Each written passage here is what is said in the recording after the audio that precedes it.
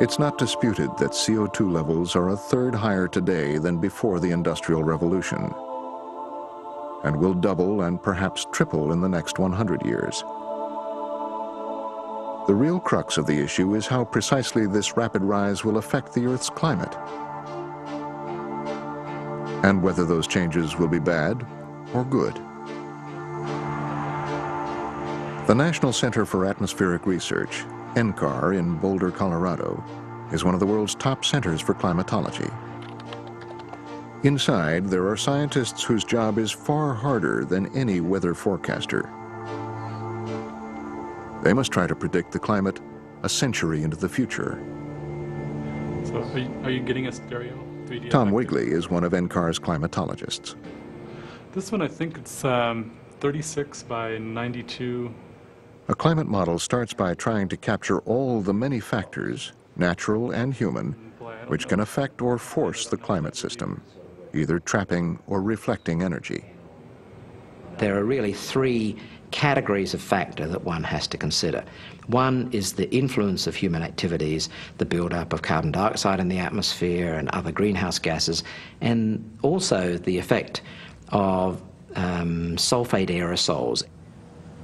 Aerosols are very small droplets that are primarily made of sulfuric acid or ammonium sulfate that are suspended in the air, and they arise from fossil fuel combustion, and those particles have a cooling effect. The next important issue is, what about natural external factors that might cause temperature to change on a global basis? We know from satellite measurements that the sun changes on a decadal timescale. The other external influence is the effect of volcanic eruptions, and a prime example there was Mount Pinatubo that erupted and caused, for a year or two, a substantial amount of cooling. In addition, there are other interactions that are going on purely internally within the climate system, as the amount of heat in the atmosphere is transferred to ice masses or to the ocean, that could cause, for example, the globe to warm by 1 or 2/10 of a degree, or cool by 1 or 2/10 of a degree over a 100-year period. The many processes which push and pull the climate system are fed into the supercomputers. You can also see this kind of diurnal cycle. Then things get even more complicated. Between the day and night. It's a little more obvious. The climate's ultimate response depends on a complicated chain of feedbacks Better than a satellite, isn't it? that can either amplify or diminish the original warming or cooling. We're at the point now where the amount of carbon dioxide is roughly double the present level. And if we were to add carbon dioxide to the Earth's atmosphere and cause warming, then the oceans would warm and the amount of water evaporating from the oceans would increase. And it happens that water vapor is also a powerful greenhouse gas, so that by putting carbon dioxide into the atmosphere, we increase the amount of water vapor, and so we increase the total amount of greenhouse gases in the atmosphere and amplify the effect of carbon dioxide alone. Here's a straightforward example. You first warm the climate for whatever reason, and then the chain is snow and ice melt, a darker surface is exposed, that darker surface absorbs more sunlight than did the snow and ice that was there before, and therefore the climate warms even more. It's a positive feedback. It's as though you had the thermostat in your house set so that when the house warmed up, it turned on the furnace and warmed it up still more. But some feedbacks, like clouds, are even more complex. If a low-level cloud is generated, then that shields the surface from the sun so that you get less solar radiation arriving at the Earth's surface. So that's a negative feedback. However, if you generate more high clouds, then those higher clouds can actually help to trap the infrared radiation leaving from the surface and warm up the system. NCAR is just one of a dozen scientific groups who have tried to incorporate all these feedbacks into their computer models.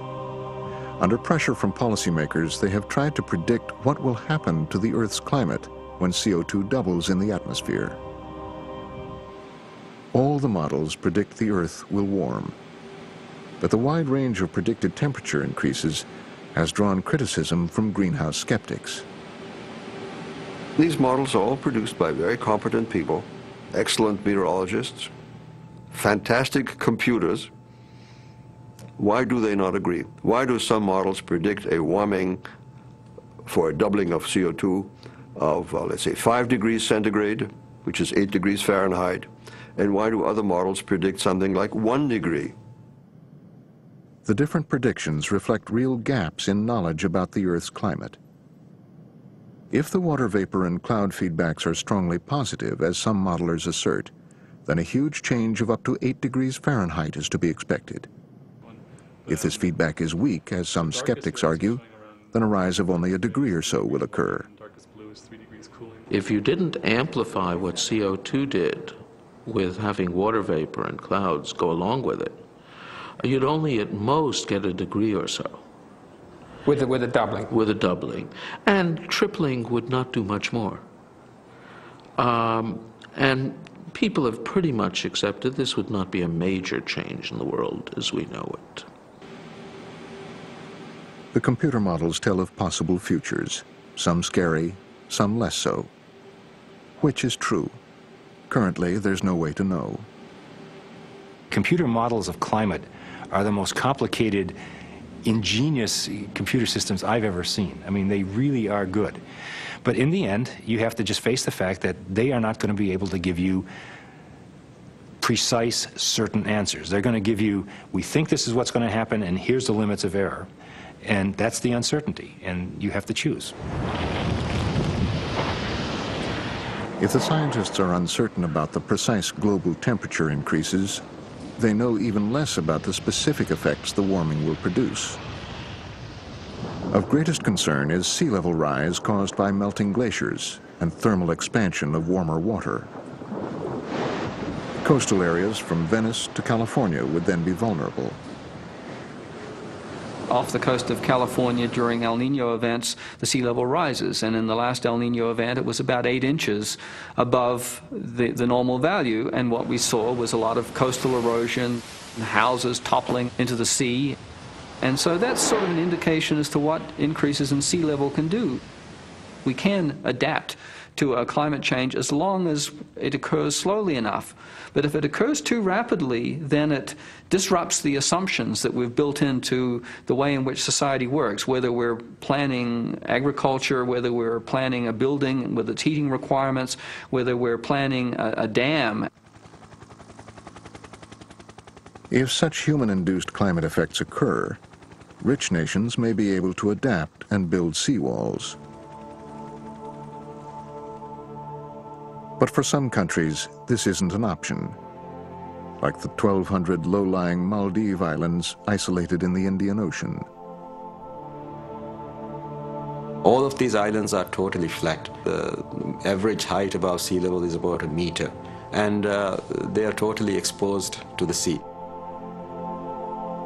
If there is even a minute change in the level of the sea, or a change in the size of the waves that come into our shores because of increased incidence of hurricanes, typhoons, we are all dead. The impact of global warming and climate change can effectively kill us off, make us refugees, lose every bit of land that we have available to us right now. But greenhouse skeptics think such scenarios are alarmist. Modest warming, they argue, may even be good. We have to ask, what are the impacts of a warmer climate? What is the impact on agriculture? The answer is, it's positive, it's good. What's the impact on forests of greater levels of CO2 and greater temperatures? It's good. What is the impact on water supplies? It's neutral. What is the impact on recreation? It's mixed. You get, on the one hand, perhaps less skiing. On the other hand, you get more sunshine and maybe better beach weather. Let's face it, people like warmer climates. There's a good reason why much of the US population is moving into the Sun Belt, and not just people who are retiring. But most climate scientists are less optimistic.